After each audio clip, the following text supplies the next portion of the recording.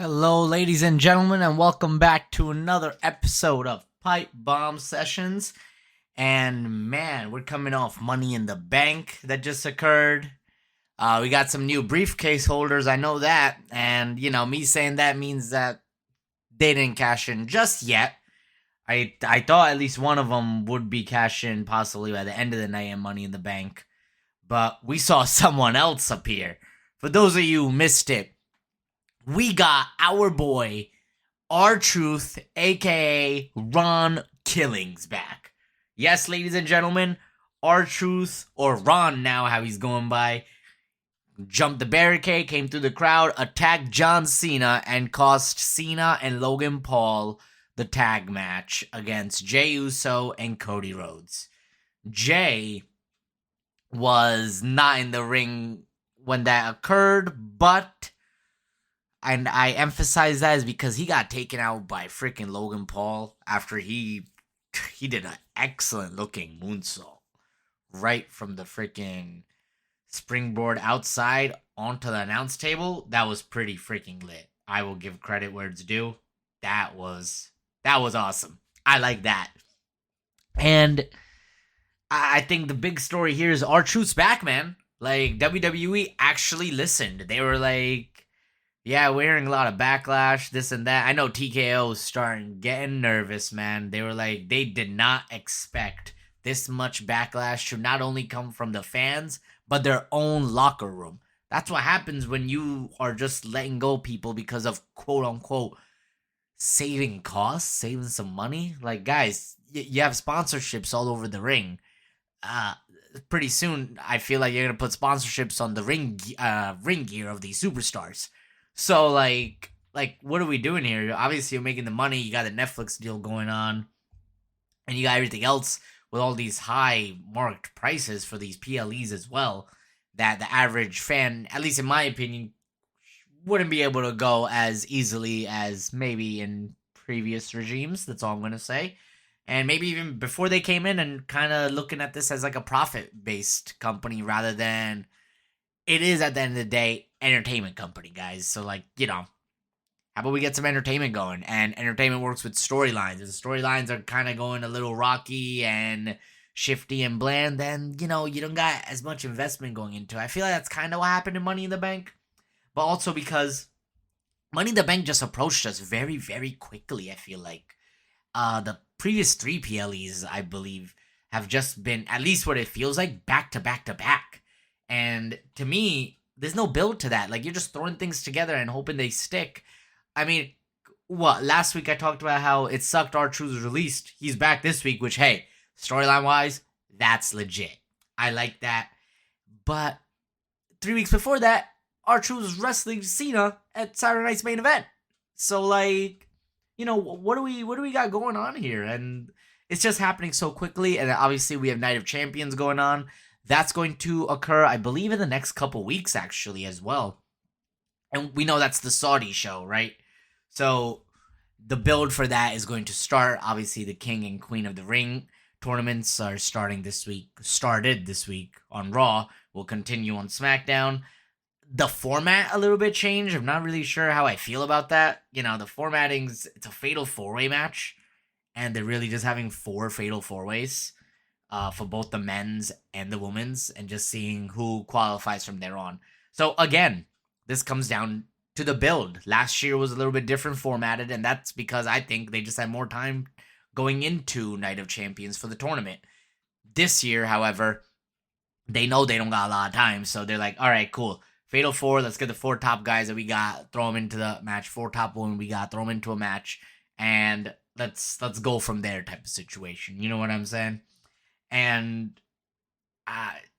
we have that going on. Obviously, we have what we now found out, and how Punk told us maybe a week ago, maybe 10 days ago. I want to say that, simply enough, the summer of Punk has begun officially, ladies and gentlemen. And the reason why I say that is because John Cena was out here, on Monday night celebrating his just ego. He's, obviously he lost. He's saying that, the fans wanted the truth. They got the truth, but, it doesn't really matter. They think they really did something, but in reality, they didn't really do anything. And this is the thing with Cena and his heel promos, man. I feel like I'm repeating myself sometimes. It's because he's repeating himself. My man's just on a constant repeat. He hates the fans. He's ruining wrestling. Yada, yada, yada. Like, Cena, I need you to throw some crazy, heel promos out there. And honestly, I'm glad the guy who interrupted, as I said, Summer of Punk has begun. CM Punk comes out. Now, something that threw me off is when this match is taking place and where it's taking place, because I thought it was going to be taking place in MetLife Stadium in New Jersey at SummerSlam. However, John Cena, after Punk came out there and was basically telling Cena, yo, the roles are reversed, but he's still not a corporate guy. He ain't doing it for the WWE. He's doing it for the fans. And he knows that title corrupts people. He even said that he never came back to actually win the title. That was not one of his goals. That was not, his big moment that he wanted to do. Since he already, honestly speaking, Punk already did it, right? We know that he had the longest reign, WWE title reign at one point. Before, obviously, they tried kind of brushing down to the rug and, getting that erased from the history books. But now he's back. And I don't think he necessarily needs a title, personally, for Punk to be who he is. A title would help and may help whichever title he's holding on to elevate it to a newer level. Maybe make it in that sense. But Punk says he's taking the title off Cena. Simple as that. Because the title's corrupted Cena, and he's like, he was going to take the title off him because that's all Cena cares about. And once he does that, maybe that's when Cena will not lose all of his respect to Punk. That, Punk's telling him, bruh, who the hell are you type of deal. What happened to the Boy Scout that I used to know? That's funny. But Cena, this is what I'm saying. Cena says he'll give him the title shot even. Give him what he wants type of deal.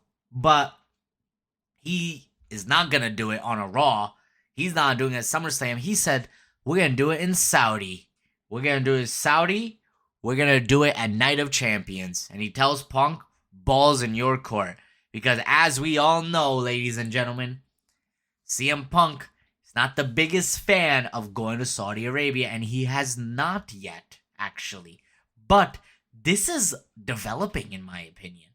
Now, this, if and when, in my opinion, Punk does arrive to Saudi, it's already made official on Raw later in the night that it's going to be Punk versus John Cena for the undisputed title, right? For that title. And it's going to be happening at Night of Champions. So this just confirms to me that, cool. That means CM Punk is going to be working the Royal Rumble next year as well. Because that's going to be in Saudi too. So that's dope. I think that's a development in itself, just in between the lines if we're reading. I like that. See, again, I thought this match would be like a SummerSlam marquee matchup. I'm not sure where we're going to go with it. But the first promo between Punk and Cena, as expected, was fire. I thought they cut a great promo against each other. And it really did do wonders and renewed a feud that we have been very familiar with in the past, as everybody here knows. We know the CM Punk and John Cena feud, especially during the summer, was fire. And I expect nothing less out of this. We saw Cena already have a renewed feud with Randy Orton earlier, a couple months ago. And that matchup turned out to be great. Even the promos leading up to it, I thought were interesting and good. But hey, the matchup itself was pretty good. I expect the promos to be fire between these guys, man. Hopefully Cena is showing up every week. If not, I'm sure CM Punk can handle it on his own type of situation. But it will be good to see Cena there. And it's not like Night of Champions is months away. He only got to show up maybe twice, 2 more times. before it happens. And I would like to make it known, because Cena also did, only 19 dates left till this man is gone. That's all we got. That's all we got. We are now getting into the CM Punk feud. Eventually, of course, I think we're going to look at Cody Rhodes getting another shot. And he may be the guy to take the title back off of Cena. But I feel like we should have some type of build that kind of turns Cena back into a face, makes him go into like this journey and stuff. I know we don't have a lot. 19 dates what we got to do this. So, my opinion, let's get it rolling. Like, we don't got a lot of time left over here, man. We got to get it rolling. We got to get things kind of in the works. You know what I'm saying? I think that was dope. That was a great way to kick off Raw. And, of course, right at the end of the segment, who's standing laughing at the ramp? Seth Rollins. Mr. Money in the Bank, ladies and gentlemen. Yes, that is correct. For those of you who missed it, at Money in the Bank, Seth Rollins did once again become Mr. Money in the Bank. Now, LA Knight, yeah, who I wanted winning, of course. And I'm sure a lot of other LA Knight fans wanted him to win. But maybe we just gotta be patient. I know that clearly we have so many people behind LA Knight, right? And that's the only thing with Rollins becoming Mr. Money in the Bank. It's like, Rollins is the type of guy, he can get a title shot anytime, man. Like, it really doesn't matter. He doesn't need to win a briefcase to do it. I feel like LA Knight, not that he needs the briefcase, but it would have been definitely much more satisfying to know that he's gonna become a world champ.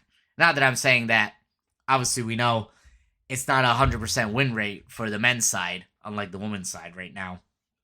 But hey, I will take the 76 or the 78% chance rather than him just going into this continuous bloodline freaking circle that LA Knights, I feel like, been part of for I don't know, like 6, 7, 8 months, maybe longer at this rate. Like, this man, LA Knight and the Bloodline have stuck together at this rate. Between him and Shinsuke, I don't know what was the worst revolving door. I'm glad that actually we may be seeing LA Knight going against the Mr. Money in the Bank briefcase holder.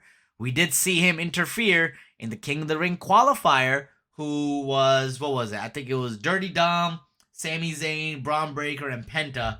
And, you know, this guy Braun Breaker's just spearing everyone. He gives Penta a hell of a spear on the outside. LA Knight that comes out of nowhere, freaking with a pop, and bang, hits him with the BFT, lays him out. And speaking of that, you know, because of him laying him out, I think that's leading up to the Rollins feud. Probably like a Rollins matchup at Night of Champions. I can see it possibly going that route. But the guy who now advanced in the King of the Ring was Sami Zayn. Now, I think that's very significant going forward. Possibly, I think. Just because we could be seeing what direction that WWE might be going in with Zayn. I don't want to get ahead of myself. I do think the theory is there, but we will touch base on that just a second. I want to switch gears from the King of the Ring tournament to the Queen of the Ring tournament real quick. Now, before we get into the tournament, Miss Money in the Bank is Naomi. Super happy. Congrats, Naomi. Let's do it. I wanted her to win anyway. She was my pick, and I really think she's going to cash in a lot sooner than we think. And I think the whole thing of Naomi is going to be she's going to cash in, possibly maybe gets a rematch, or just faces Bianca straight up at the Evolution 2 pay-per-view. Then, from there, we have either Bianca take it off of her, and then we have Jade versus Bianca for the Women's Championship at SummerSlam. Because as we know, Jade is also part of the Queen of the Ring tournament. The winner of that gets a title shot at SummerSlam. I can see them maybe making that the 2-month plan that they got going on. I'm just not sure how much build they really want through it. Maybe the SummerSlam plan is not that, and it's possibly a triple threat match. I could see that even occurring between Jade, Bianca, Naomi. We haven't seen that yet. Possibly that's where it's leading up to. Naomi winning that briefcase, in my opinion, definitely means she's becoming the title holder very soon. Tiffy time, better watch out because her time may be coming to an end. And now, speaking of the Queen of the Ring tournament, we did see one of the matches happen between Roxanne, Liv Morgan, Rhea Ripley, and Kairi Sane. Of course, we did see Roxy and Liv work very well together, man. I thought that was awesome. We see them kind of trusting each other. Roxanne's trying to get Liv's trust and get her to be we're on the same team. Rhea was gonna win. And of course, then Raquel interrupts, pulls her out of the ring. They brawl a little bit, and we see Kairi Sane going for the win. And she hits her with the big elbow she hits Liv.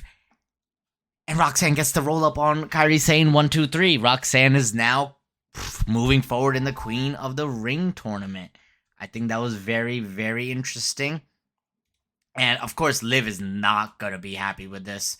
Obviously, she is not trusting of Roxanne. We see them kind of get into a backstage moment. Balor says that, hey, yeah, tells Dom to take care of it. Dom has, the King of the Ring qualifier to worry about in his words.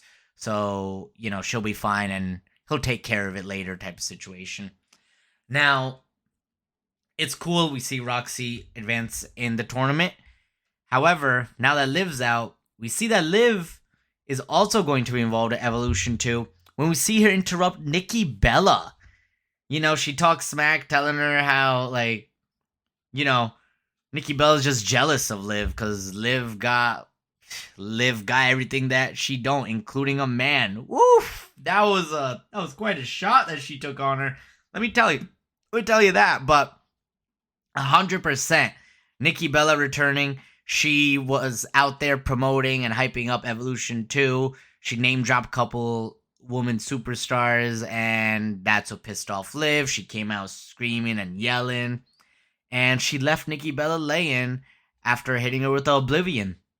So this is definitely written all over that it's going to be Liv Morgan versus Nikki Bella at Evolution 2. Hey, I'm not against it. I think it'll be a good matchup. I see that WWE is starting to hype up and get the noise out there and really make it official. Like, hey, this is happening. We got to get this rolling. Let's get it rolling. And so let's see where the ride goes, man. And I know that Jade is another superstar who I heard supposed to get a major push for Evolution 2. So that's going to be dope. I personally think she may be facing Charlotte. I don't know why I'm getting that feeling. Maybe I'm wrong, but I don't know. And another matchup on the women's side that I think for Evolution 2 that got set up was when Becky was out there. She wanted an apology after, well, quote unquote, she said Lyra tried killing her after the match. Not sure how I feel about those words, but okay. Lyra comes out pissed off. Before she even gets to the ring, Bayley returned. She attacked Becky. Becky freaking ran off. Lyra looked a little confused, so she clearly didn't know Bayley was going to be out there. I think that's somewhat interesting. Like, okay, what's going on with this? But, hey, overall, we see Bayley back. Welcome back, Bayley. This is, of course, in my opinion, either setting up... I'm not sure if we're going to get the one-on-one or the triple threat right now between Lyra, Becky, and Bayley. But we're definitely getting the Bayley versus Becky matchup. And honestly, that may just happen at Evolution 2 as well. I would not be shocked of that. I am not against it. Hey, I'm looking forward to that. I was waiting for Bayley to make her return anyways, because I thought that's what this was all leading up to, with Becky winning the title, eventually winning the title. She did now at Money in the Bank. And so, boom, just like that. And speaking of some returns, of course, I touched base earlier on R-Truth, aka Ron Killings, returned. He cut a massively good promo this week on Raw. For those of you who missed it, oh my god, that was great. He's basically saying he's getting rid of R-Truth, the guy who people really didn't take serious, the guy who was too forgiving, too nice, and now ever since he returned, he feels different. He feels alive. He feels like Ron Killings is coming out. He says that R-Truth step aside, Ron Killings, he's now in control. He's now taking over, and that's the truth. What does he do to really emphasize this? He cuts off his dreads. I like, that's huge, man. Like, he's really going through a transformation right now, and it looks like we're gonna get some type of R-Truth run right now. And that's dope, man. I'm all for it. People were hyped. I was hyped. And again, hell of a promo by R-Truth, man. Let's see where this is leading and who he's going to look forward to and possibly feud with next. I mean, of course, they brought him back not to be a backstage gimmick right now. And now that he cut off his dreads and went through this, like, it seems like a bigger promo, like, hey, I'm Ron Killings, R-Truth's gone. I mean, hey, this is going to lead into some pretty magical and interesting things, at least from my view. So I can't wait to see it. I can't wait to see where R-Truth is going to lead us on his journey. And once again, I like to formally say, welcome back, Ron Killings. Let's freaking go, baby. I like that. So one thing that I found interesting was the main event. Now, the main event was Gunther versus Jey Uso for the World Heavyweight title. Gunther told Jey, you keep getting distracted. You're putting too much, into all these other side distractions with Cena, Logan Paul, Seth, getting involved in all these different things. He's not worrying about his title defense, that he's overlooking Gunther. Jey, of course, was saying in the weeks that he did not. After a pretty good matchup, actually, I won't lie, Gunther put him to sleep. He actually won the title back. You're telling me Jey's title reign came to an end in about 51 days, less than 2 months, for Gunther to win it back, and I was expecting Mr. You're Next, aka Goldberg, to come out, because I know him and Gunther are going to be feuding, and I think that is still going to be the matchup that's written down for Night of Champions. Maybe Goldberg returns next week, possibly. But I do think for Goldberg's last match, as it's already been discussed with WWE and we've heard about it, it's going to be Goldberg versus Gunther. Saudi people love that man. I can see them pulling the trigger and having Goldberg face Gunther for that title at Night of Champions.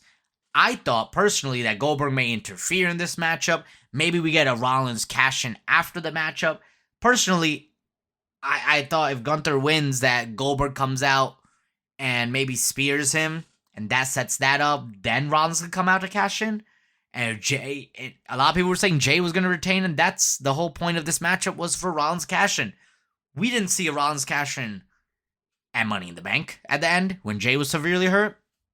We didn't see one on Monday Night Raw when Gunther was celebrating his clean win as he went off the air.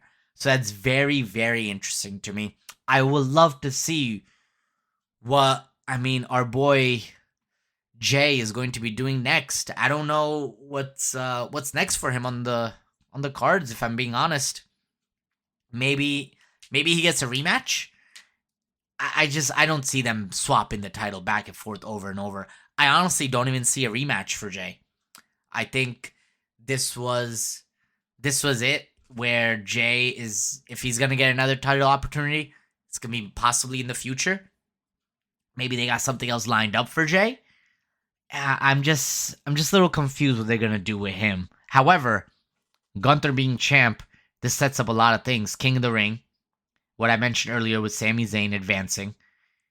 Are they running it back with Zayn versus Gunther? maybe SummerSlam if Zayn does actually become King of the Ring. I mean, that's a possibility, and I'm not against it once again. I think it's a good matchup that can be happening. We know Sami Zayn and Gunther get both put up good matches, and they have good chemistry in that ring. And there's one mystery spot onto the King of the Ring tournament. There's one spot that we don't know yet. We'll find out next week.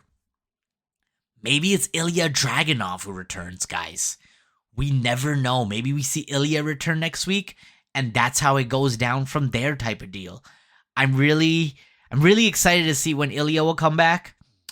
Hopefully it is next week because, I mean, hey, I liked him, and before Jay beat Gunther and made him tap, it was only Ilya who had beaten him and made him tap like that. So, I mean, I think that's huge. Let's see what happens next week. I want to see what happens on SmackDown because a lot of developments with, obviously, Jacob Fatu betraying Solo. I think more of the LA Knight and Seth feud. We'll see what happens with Cody Rhodes. He's, of course, in the King of the Ring tournament. He'll be, not only probably putting up a promo, but probably winning his matchup in the qualifier. I see him going pretty far deep into the tournament. I would not be surprised at all. He could be a favorite to win it because that possibly could be how he gets another shot against Cena. I can see that happening. That's why I'm a little curious to see on what happens with the Punk and Cena feud because I don't know. Is it only really going to be a one-off just like Orton and Cena? That really kind of sucks, but I guess it is what it is. However, I'm going to wrap it up right there. Guys, I appreciate you guys tuning in as always. Thank you so much. Don't forget to subscribe and like, ladies and gentlemen, and stay tuned for next time. I appreciate it again. Thank you. Have a great one.